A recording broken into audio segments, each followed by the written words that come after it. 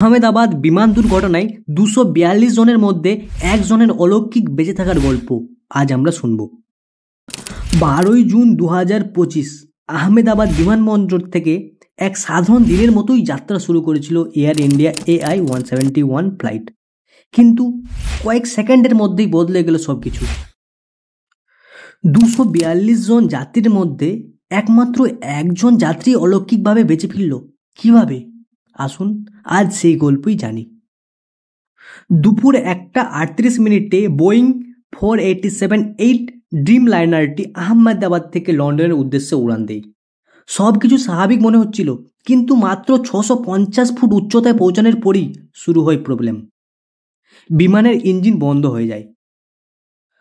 পাইলটরা জরুরি মেডে কল দেন, কিন্তু কিছুক্ষণের মধ্যে বিমানটি আহমেদাবাদের বিজে মেডিকেল কলেজের হস্টেলের উপরে বিধ্বস্তভাবে পড়ে যায়। চারদিকে আগুনের ভয়াবহ বিস্ফোরণ।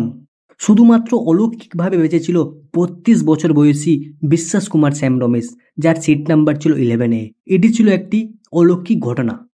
উদ্ধার কাজ শুরু করলে তার কণ্ঠের আওয়াজ শুনতে পায়। তক্ষুনি সঙ্গে সঙ্গে হাসপাতালে নিয়ে যাওয়া হয়, কিন্তু গুরুতর আহত থাকলেও তিনি বেঁচে যান। বিশ্বাস জানান, মনে হয়েছিল এটাই আমার জীবনের শেষ মুহূর্ত, কিন্তু অলৌকিকভাবে আমি ফিরতে পেরেছি।